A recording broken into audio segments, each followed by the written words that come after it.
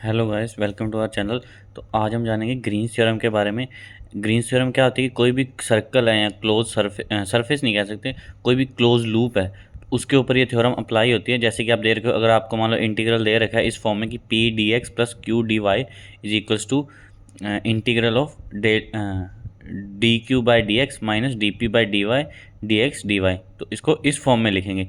अब ये जो नेगेटिव साइन है ये आ भी सकता है और नहीं भी आ सकता, ये कंपलसरी नहीं है। देखो, अगर मान लो उस लूप का ओरिएंटेशन है जो वो एंटी क्लॉकवाइज है, यानी कि this curve runs counter clockwise, the theorem applies accepted any sign come. तो अगर मान लो आपका जो लूप है वो एंटी क्लॉकवाइज है तो उसमें जो भी आपका साइन आएगा वो एक्सेप्टेड है, तो आपको ये माइनस साइन नहीं लगाना, यानी कि जो भी इसका साइन आएगा सॉल्व करके वही साइन माना जाएगा।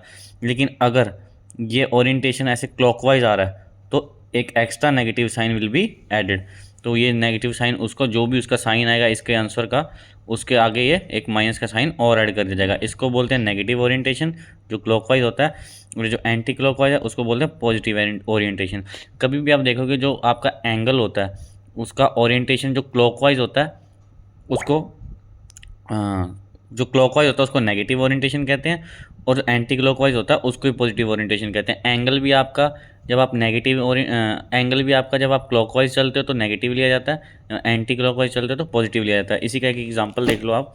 जैसे क्वेश्चन दे रखा हमें जैम 22 का, consider a unit circle C in the X Y plane centred at the origin, the value of integral, ये आपको इंटीग्रल दे रखा है, over the circle C transverse anticlockwise is, ये इसके ऑप्शन दे रखे हैं। देखो, sine X minus Y D X minus sine Y minus X D Y दे रखा है आपको।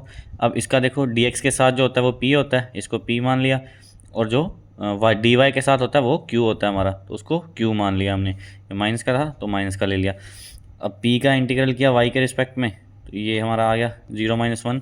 कैसे आ गया? क्योंकि वाई का ये एक्स का फंक्शन है तो ये 0 हो जाएगा, ये वाई का फंक्शन है, वाई के रिस्पेक्ट में करेंगे तो 1 हो जाएगा, तो ये माइनस का है तो -1 आ गया।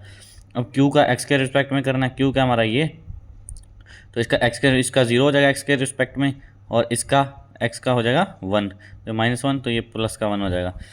अब देखो वही फॉर्मूला लगा दिया हमने, इसमें रखा है इसका जो डिफ्रेंशिएशन है उसको यहाँ पे पुट कर दिया और उसके साथ डी एक्स डी वाई लगा दिया, तो ये 2 बन के बाहर आ गया, डी एक्स डी वाई आ गया। और डी एक्स डी वाई क्या होता है? एरिया ऑफ सर्कल, ये हमारा सर्कल है, तो pi r square is equal to pi, ये डी एक्स और डी वाई उसका एरिया होता है जिसकी रेडियस मान लो 1 है।